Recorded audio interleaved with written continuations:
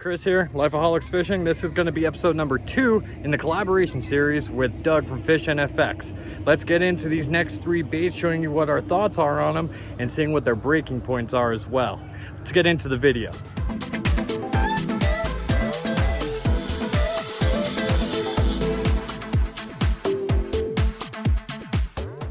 All right, now next up, XZone. Now again, this is like a Senko style. This is true center stick, green pumpkin, and let's see. We're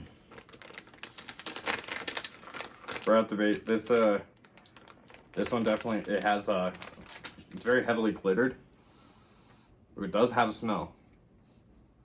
I like the smell of this one. Yes, this one definitely had, and it's a natural smell too. Yeah, and I noticed too, they put a little area on here for the O-ring for wacky rigging it, and that's where we're gonna. Let's see. That's where we're actually going to make sure to put it, because putting it halfway through, that's right where they say to put the wacky rig ring, and that's gonna keep that bouncing action. Exactly, and that's right where I cut it too. Is right where they have that wacky rig wing. Wacky rig ring. So I'm going to give it a squeeze, and this looks heavily salted. Look at that. Yeah, as soon as you go to, even as I'm holding it, when you're pulling it, you can see that all that salt's coming to the top and it's starting to get that film to it. So I'm not going to mess with this one too much more, so that way we can it's heavily salted. Get a nice unbiased pull to this. It's not an overwhelming smell. It's actually somewhat subtle, but it does have a good smell to it. All right, hold that, and then going to make sure to have it right there at the thickest part. And here we go.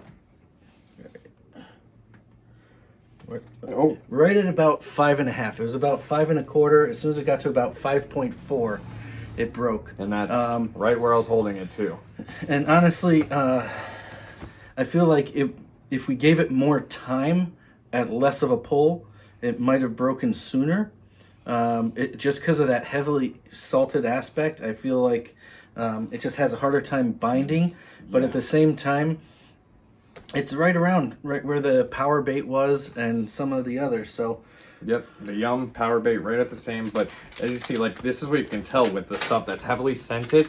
As you start to pull it, now this is gonna come into effect when you go to hook it too, and you bring the hook through it. You'll see it's starting to lose its regular color, and you see all the salt coming to the top. So it's another thing taking a factor, and I'm literally pulling salt off. So.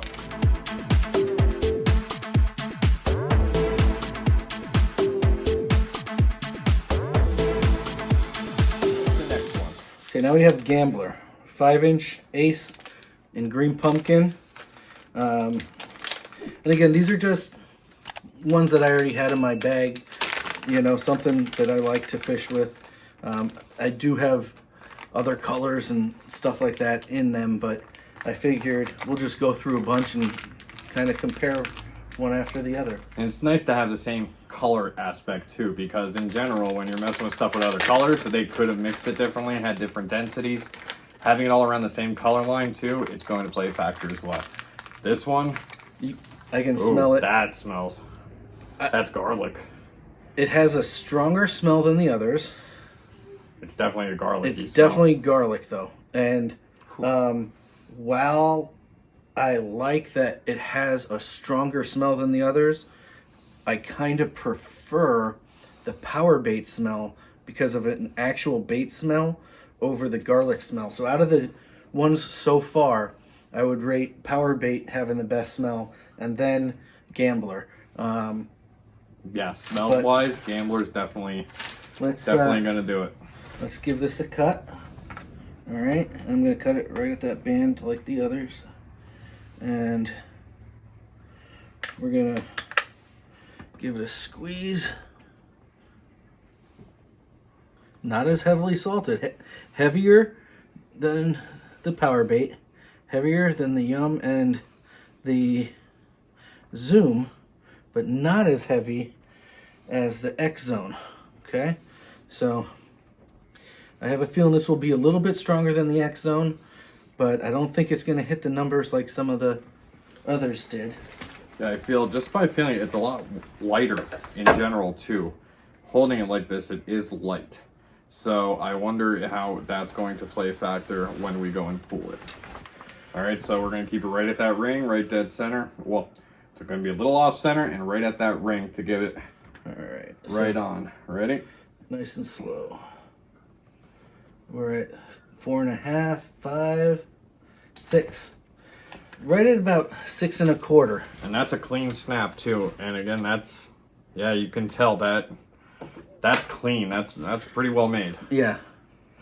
So, yeah, out of these so far, I am liking the Gambler, but I think the power bait had a better smell. XZone had a nice aspect to it. I mean, a lot of, they're all quality baits, okay? So I don't want it to come off like we're ever putting any of them down, because I have caught fish on all of them, and I know you can too. I know. Yes, you my have as personal well. best is on the Yum. The watermelon pearl has been my personal best from 2-3 years ago, and that was an 8.5 pounder, and that's on a Yum 5-inch dinger. So, and since then I've tried a lot of these, and I've caught fish on all of them. So, it's possible.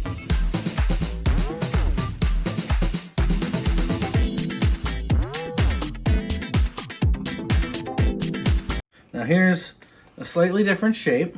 This, I can already tell, this is Havoc. Yeah, so this We is have the Berkeley Havoc. This is the 5-inch. Very black and blue. light scent. Very light scent. Yeah. But salted. Very salty and oily. This one, like, salt's coming right off. I was going to say, it's actually just rubbing my fingers down it. It seems to be kind of peeling apart a little bit. Yeah, this, as I'm holding it, and, it's... And the salt is just oozing out of it. I haven't even cut it, but let me give it a quick cut. And we'll squeeze that in. Oh, so far, this is probably the heaviest salted. Oh, wow. That looks like you literally just put salt right on top of it. And now here's the thing, too. With a lot of these bait companies, sometimes it's not actually salt. Sometimes it's like silica or glass beads or other things. But this, it seems, I'm not sure if it's actually salt or not, but the grains are bigger than the other salts. So Actually, here, you can get it right on top of it there. You can see just like, it's not flat, it's not smooth. You can see if it all bump, but it's not a coarse. It kind of actually reminds me if you take salt and sugar and put it together, how you have those two.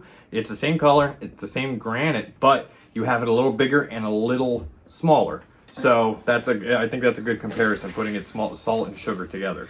That's pretty much what it looks like. And I have a feeling that we're going to see something similar in one of the other baits coming up that is somewhat famous for that aspect. All right, we're going right at the thickest point. So let me tear this again. Right there. right. This is the thickest point. Really slow. Oh, that was about 2.5. That like, almost 2 3/4. You can tell So, seeing it right from, like, as you can tell too, like that actually, just. You can see there's still part of the bait left on the hook. That's the first one to do that, but look at that. That is, I mean, you can see it sparkling. I can guarantee you it. can really see how the heavily salted aspect changes the performance of strength. Definitely. Now it is also going to change the buoyancy too. So we got a tank behind us. So we're going to go over that as well. One step at a time though, one video at a time. We'll get there though. Yeah, we're going to be doing this whole series, and we're going to make sure we're working with all the same baits, and we're just going to put them to the test. And when we say put them to the test, we mean put them to each test. Now, Doug here, he is a plastics designer and maker, so he knows firsthand what goes into making these.